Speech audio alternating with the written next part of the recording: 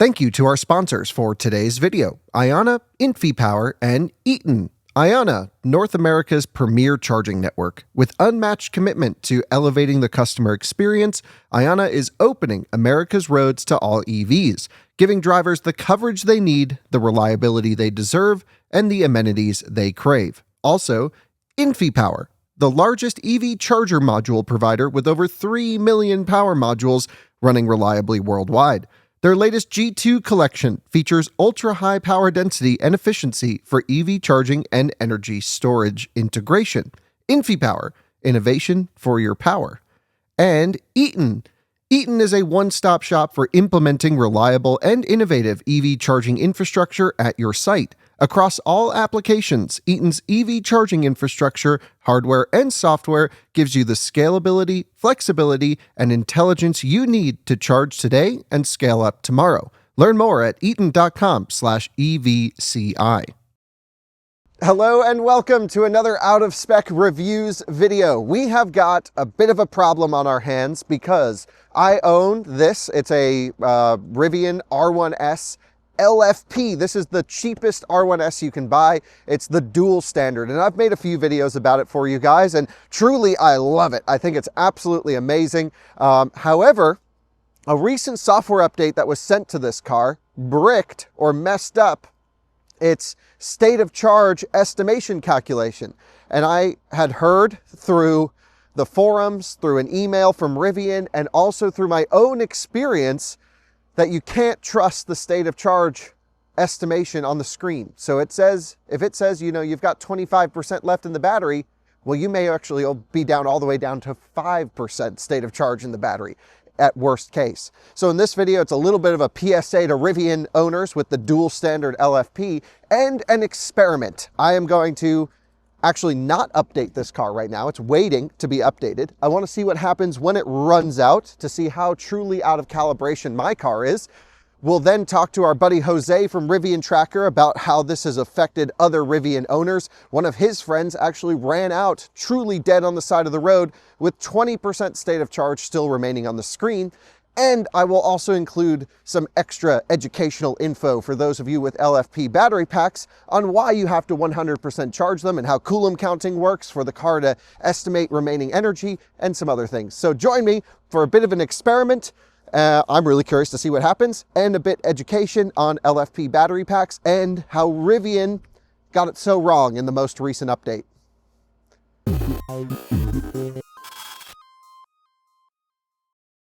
Holy smokes, guys, are you driving around in a Tesla without the protection of 3W floor mats? Well, that has to change right now, and that's exactly what we are going to change for this brand new Tesla Cybertruck. We are going to protect this thing with the power of 3W mats. We love working with these guys, and I have to say a huge shout out to them for supporting the Out of Spec channels, because they truly make the best interior protection for every Tesla model. That means Model 3, S, X, Y, and Cybertruck, they have full interior mats to protect your car. Let's go install them here in the Cybertruck.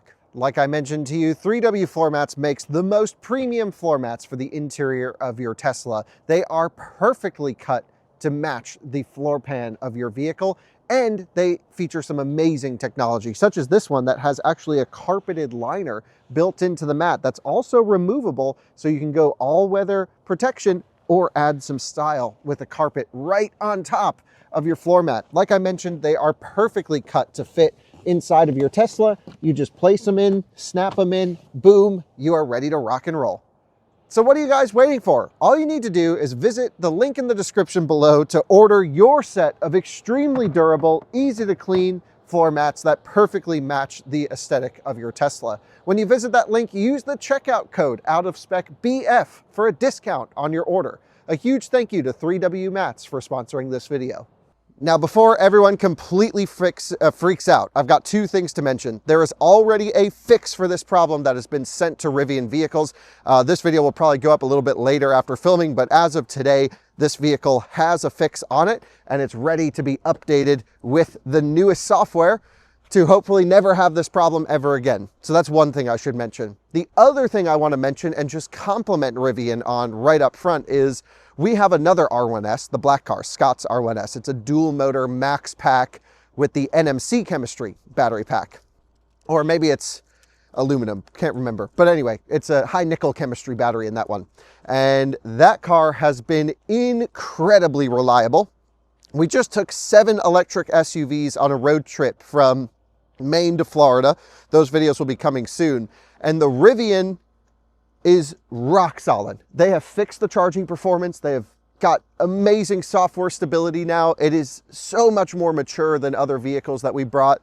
And I just have to commend the company on coming such a long way on the stability of this R1 Gen 2 platform. Now, on the other hand, their LFP stability, not so good, but it sounds like maybe that'll be fixed now. So in this video, let's talk about what the heck is happening with the Rivian LFPs. Okay, so I was driving this car the other day with a trailer on the back of it, and I was at low state of charge. Shocker. I like to run the batteries down. I paid for the battery. I'm going to use the battery. And I was at, I don't know, 6% state of charge, and I'm just driving down the highway, not thinking much. I've got a 4% arrival to the charging station, and that's very normal, and I felt very safe about that. You know, it's an LFP battery in this one, so I had full charged it before towing, so it was calibrated in my mind, and we're good to go. And I look down at the screen, and it goes, percentage-wise, 6543210, you're out of charge. Now, thankfully, I was able to continue driving at 0% and made it to the charging station with it dead. But I thought, whoa, holy smokes. I have, in my mind, abused this battery, full charging it way more than I ever would a normal car. And how could it be so far out of calibration?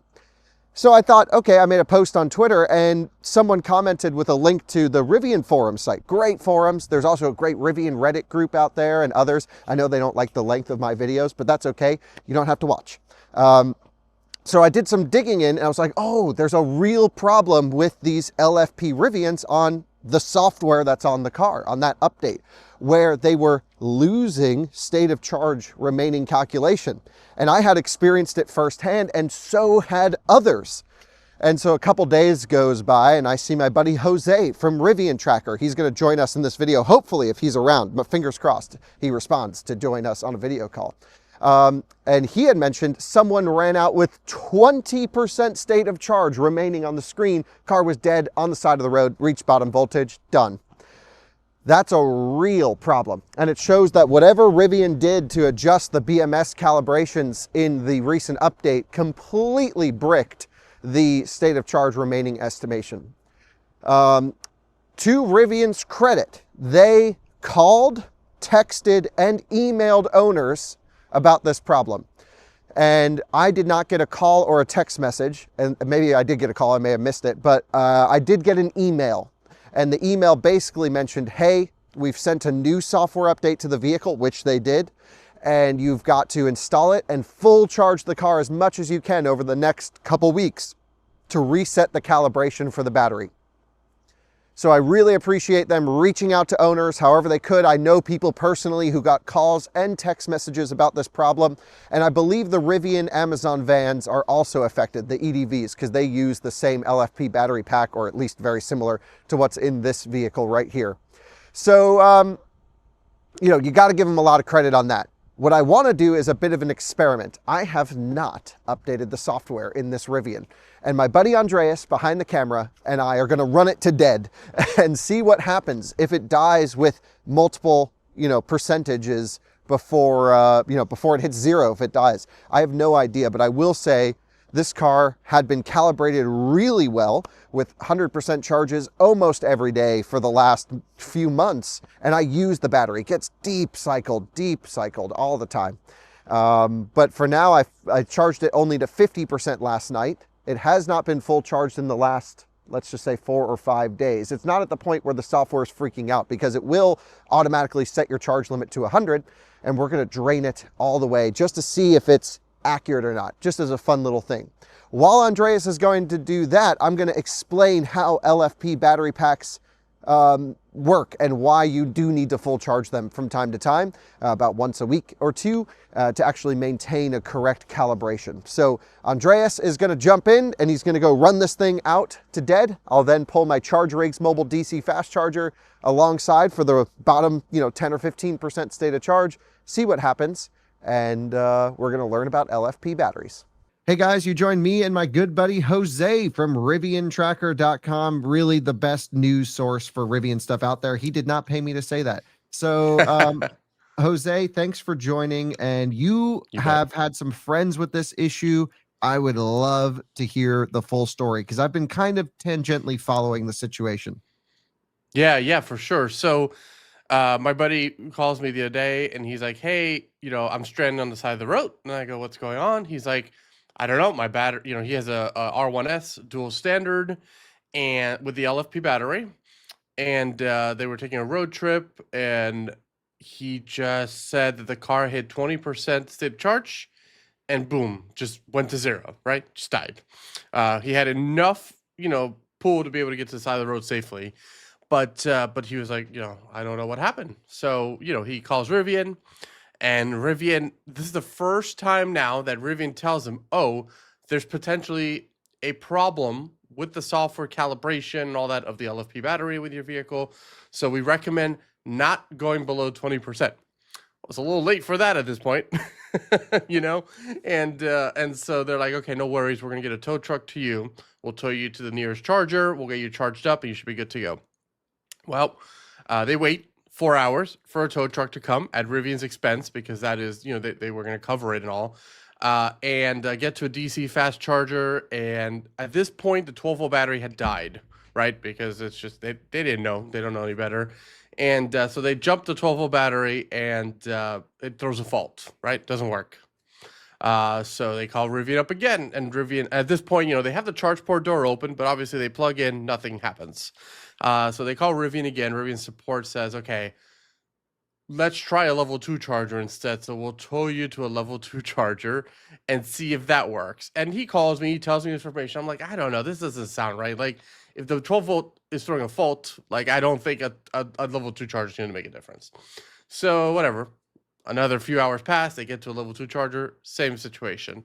To end it all, Rivian pretty much just said, listen, we're just going to have to tow your vehicle back to Orlando. They were in Jacksonville, so it's about 2 hours away.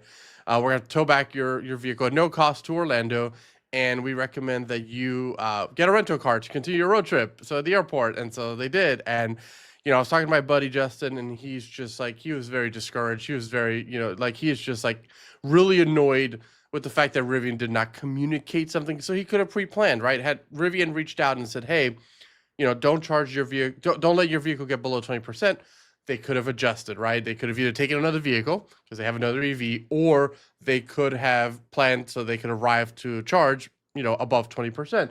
But none of that communication happened. And many other people then reached out to me when I shared this story on the internet, who told me, hey, I've had very similar issues. I wasn't stranded, but like something weird was happening when my car got to 20%. And others were saying, yeah, Rivian sent me a preemptive message saying, don't charge your vehicle below 20%.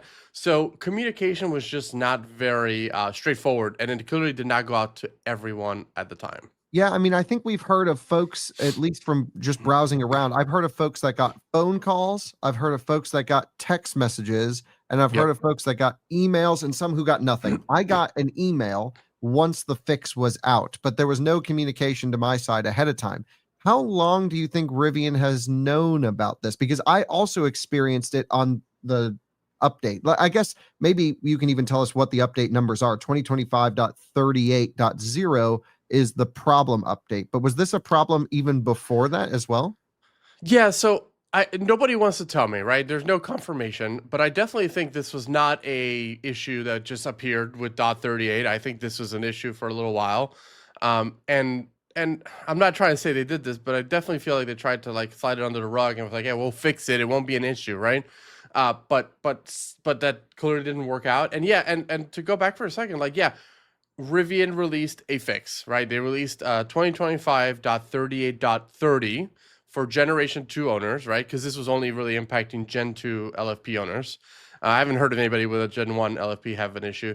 And Well, there was never LFP in the Gen 1, was there? There's just the standards were like modules removed. yeah, they were large, right? Exactly. They were large battery packs. Yeah, exactly. And so my buddy though did install 38.30 the night before they went on their road trip. Right? He got it. He didn't think anything of it. Right? It's just an update. It wasn't mentioned in the release notes or anything that this was fixed in there. So and I didn't know either. And so the communication you got Kyle afterwards, and that many other and all Gen 2 owner LFP owners got was sent out obviously a little bit late, right? That should have happened before. I think we can agree that that communication sometimes is rough with Rivian, and they should have sent out that communication ahead of time to let owners know that, hey, you're going to get this fix and it's going to install this. It's going to fix this. But not just installing the update was going to fix it. You have to charge to 100% multiple times in order for the battery to calibrate. At least that is what Rivian is saying. And so in my friend's issue there is that he only got the update the night before, charged to 100% one night, and then went on his road trip, right? So like if it does require multiple times to charge to 100% to calibrate, that opportunity was not given because there's just no time.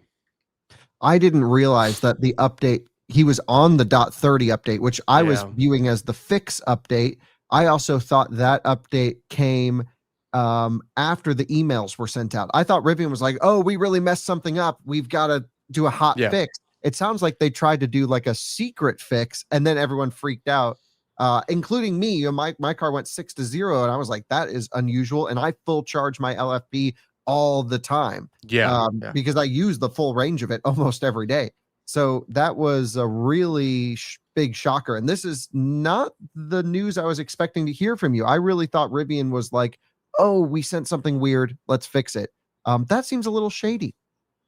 Yeah, and I think that was the disappointing part to me, and I made it very clear in my post. And I had some people at Rivian reach out very casually and say, "Hey, we read your post. We didn't even know about this either. Like that sucks. That's a shame." I reached out to a couple of people at Rivian who maybe gave me an answer, but I never really heard back. Really, all I heard was 38.30 fixes this problem. Okay, well, great. That's cool, but I wish you guys had just communicated this beforehand because that didn't happen. It's like I feel like that email went out as a result of like this conversation that started happening on the internet of people starting having this issue, and then it starts with one, and then another person is like, oh, I had that issue too, and then people are kind of they don't have the platform like you and I have to hear. So when my buddy called me, I was like, I'm gonna as I started hearing the issue he was having, I'm like, no, this isn't a you problem. This is a bigger problem. Like you didn't do something to your vehicle that caused this. And for what it's worth, I do kind of have an update, right? His vehicle did get towed to the service center. And he reached out to me this morning, my buddy, and said that Rivian reached out to him finally. It was a holiday season with Thanksgiving and all that, that they're actually going to replace the high voltage battery and the low voltage battery in his vehicle. Now, I asked, did they tell you why? And he did not. No, they did not tell him why. So we're still trying to figure that part out. But I'm like, what happened? Like, was there something else? Was there another underlying issue that we don't know about? Or did he jank up his battery unintentionally, right? Like, I'm just curious what the heck happened. So he's getting a new standard pack and a new 12 volt, which doesn't surprise me. Rivians and 12 volt batteries, it's a common issue. But yeah, so that's kind of where we're at right now. And it's just, I really wish that, like I said a million times, I wish they just had communicated beforehand to prep people, especially right before a holiday season when people are going to be traveling. So yeah, totally. Well, dude, that's a wild story. It's something that I actually wanted to cover this a few days ago, but we were on the race, and so now that I'm back with my car, I'm gonna see what happens when it runs out. My car, I think, is probably calibrated better than any other LFP because it only really ever sees 100%, and it gets a deep discharge. But even then, mine showed some issues. Going from 6 to 0. I didn't run out. I still made it to the charger, and certainly many others out there. So thank you, Jose, for coming on explaining the hot fix, the .30 update. Do they say exactly how many times we have to full charge? No, the email just said that they're actually monitoring the situation as well on their end. So I imagine they're getting analytics and diagnostics. but it said that you would just have to charge your vehicle multiple times to 100%, which, I mean, any LFP owner should be charging 100% every day, right? That should just be a, get home, plug in, call it a day situation. So yeah, I'm curious to know how many times, and will there be a point where, like, you've done it enough times and there's still maybe an issue where Rivian will reach out to you proactively and say, hey, you're gonna have to bring in your vehicle for service, right? We're either gonna have to do something, replace the battery pack, or whatever it may be. Yeah, that's interesting. Yeah, I don't know how they'll handle that. I think in general, I know the LFPs force a 100% charge limit after a week or two Yes. of not sitting there. That drives me insane because sometimes I'm like not going to be with my car for a couple months, and I'm like, I just need it at 50% for storage. So now I just leave it unplugged because it is still rough on LFP batteries to be at 100. They just need it for calibration. And Right, so I try right. to calibrate mine, and I really don't think about it much. But if I was going to keep it forever, I probably would not 100% charge it every day. But it sounds like right Yeah, now you yeah, should. yeah. Yeah, you Yeah, should do yeah. that. For right now, you definitely should. Absolutely. All right. Well, Jose, thank you as always. And we'll get back to the main video, but that's great context and not what I was expecting you to say. I'm kind of disappointed in Rivian in that response there. All right. Thanks, Cal. Time for the experiment. I have the mobile DC fast charger on the back of my Super Duty. Shout out to Charge Rigs for sending us this. And look at the timing. It's windy as heck out here, but Andreas is rolling down now in the R1S. Super windy. Andreas here, pulling out of the track.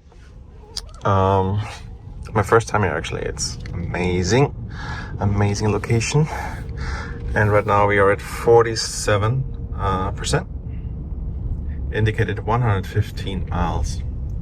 So just gonna run it up and down I-95, I believe is here, to around 20%, and then come back to the track. And yeah, then we gotta run it to 0 and see what happens. So we're out just cruising like you would on a normal road, nothing fancy.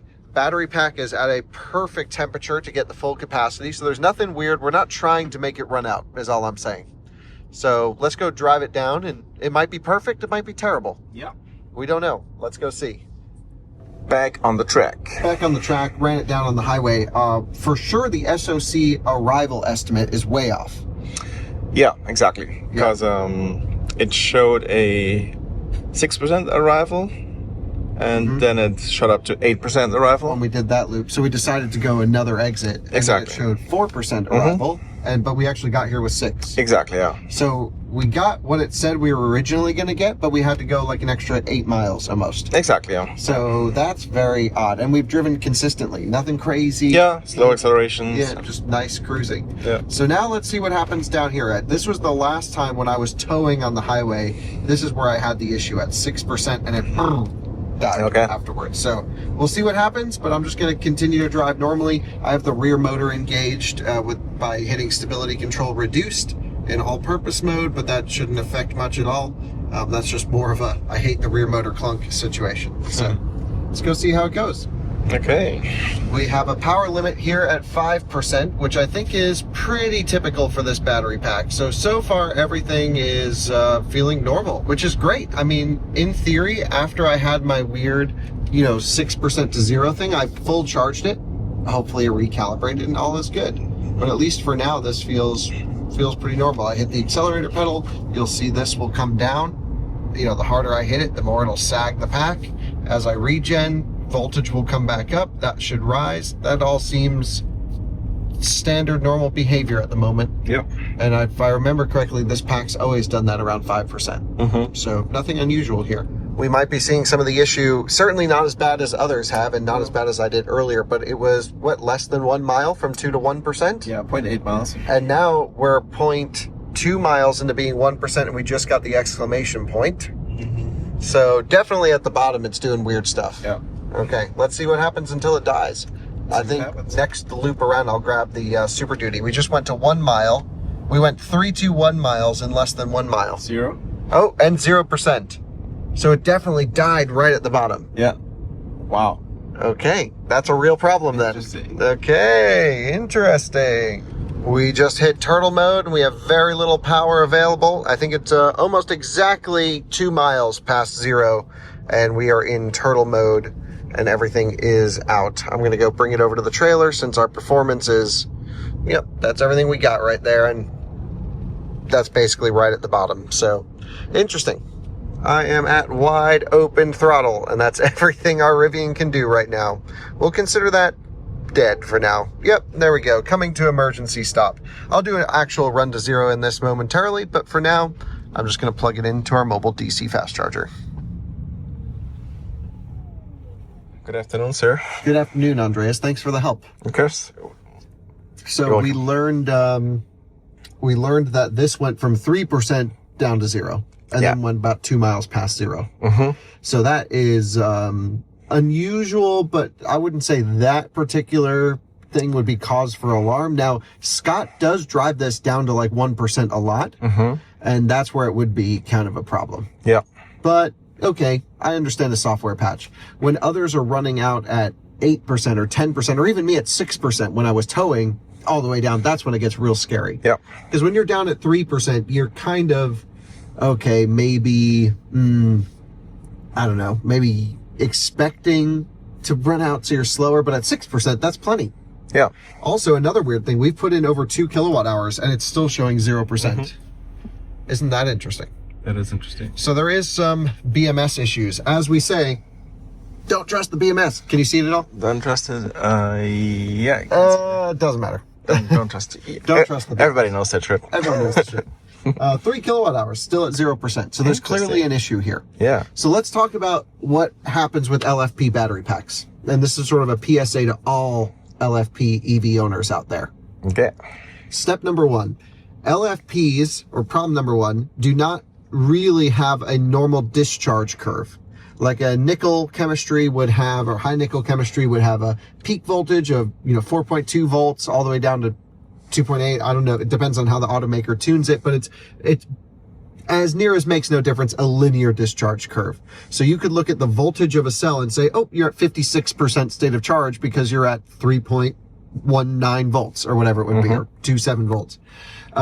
With LFP, from basically 10 to 90%, the voltage is, as near as makes no difference, the same. It's the tiniest granular difference from 10 to 90%. Okay. So the only way for the car to know if it's full or dead is at the top or bottom. 4 kilowatt hours, still at 0%. Still at 0. So this car is really confused. Yeah. That's what that tells me. Very confused, yeah. Very confused. So with LFP cars, you'll hear automakers like Tesla and Rivian and Ford and others say you need to 100% charge them so that they can calibrate every time. So everything between 100 and close to 0 is basically just some formula, some math. Yeah. To guesstimate the actual range. Yep, exactly. So it does what's called Coulomb counting, and it's basically the way to think about it is it counts how much energy has left the battery pack and how much is recharged or regened. So how much goes in, and then it calculates what state of charge it thinks you're at. 5 kilowatt hours, still at 0%. Wow. That's what's the size of this battery pack? 100 kilowatt hours? Yeah, just under 100. Yeah, so that's crazy. Yeah. Yeah. Because this is, if 5 kilowatt hours ago, this thing was still showing 4%. Exactly. Now it's showing 0%. Interesting. Very bad, very weird. Yeah. So while we have this as a real metric to show something's wrong here, what automakers do is they have you calibrate at 100. They guesstimate down, as you move, and then they restart the calibration when they see that voltage spike of the battery pack. The problem with Rivian is they must have miscalculated that calculation to look at how much energy has gone in and out of the battery. And clearly, 6 kilowatt hours later, we just hit 1%. Yeah. That's a real problem. So there's something going on here for sure. The new software that's in the .30 release should now have a much more optimized Coulomb counter in there, and it should know what state of charge the car is at. But that would mean you would have to charge it to 100% first after the update, right? After the update, we have to charge it to 100% multiple times, they say. Okay, yeah. So this might take a few weeks to get back in sync. Yeah. So even if you install the update right now and unplug the car, it would still show 1%, I guess, even after the update. I guess it wouldn't know. We're 7 kilowatt hours in and it's still just showing 1%. Wow. It makes no sense. Interesting. I wonder what happens if I unplug it now. Okay, so Let's try that. Let me stop charging real quick. Keep an eye on this screen. Mm-hmm.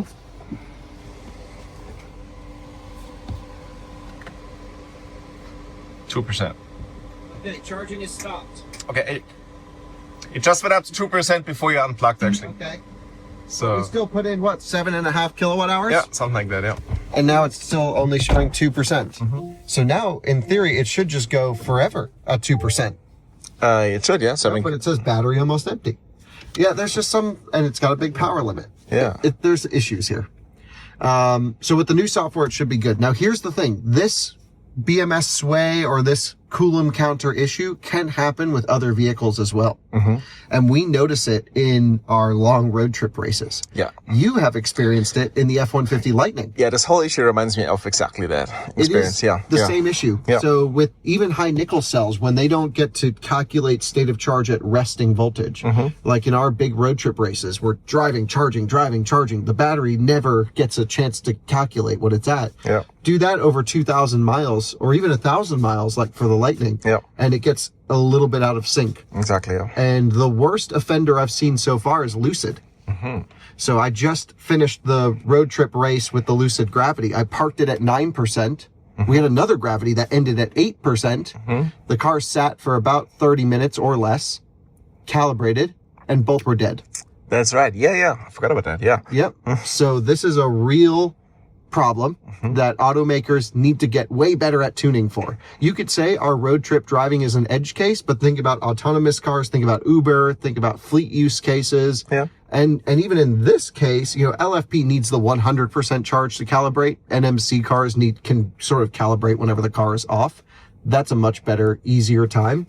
But that's the reason you're supposed to full charge these LFP cars. Interesting. Yeah. But on the other hand, leaving them at 100% is still stressful on the cell. So you actually really want them at 80% or less for daily driving. Yep. But you have to full charge them to calibrate.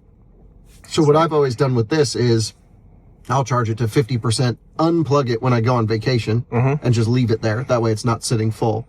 Because again, LFP has more durability, but still hates to be full.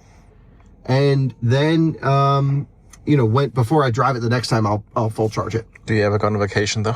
Well, a lot of times I just don't, go somewhere else. You're right, not vacation, but a lot of times this just sits. Yeah. And so I try not to have it sit at 100 still. Yeah. So I'm going to go install the update. I know I've got 7 kilowatt hours in the battery. Yeah. So you could drive 14 miles. 14 miles, yeah. Yeah. So I'm going to install the update and then I'm going to full charge it on AC for the next couple weeks and hopefully it'll be better. Great. So there you go. That's the LFP situation. And let me just show everyone in here. Skip, done. This is just because we got you a new account today. If I go to this and go to this, this is the update that should fix everything. And you know what's crazy is they don't even mention where it says that this software update can fix the BMS sway. Yeah, that's right. Yeah. They wanted to hide it. So in the future, Rivian, we just ask for more transparency and hopefully this will fix it. Hopefully. Thanks for watching. See you in another one soon. See you in another one again soon. Bye-bye.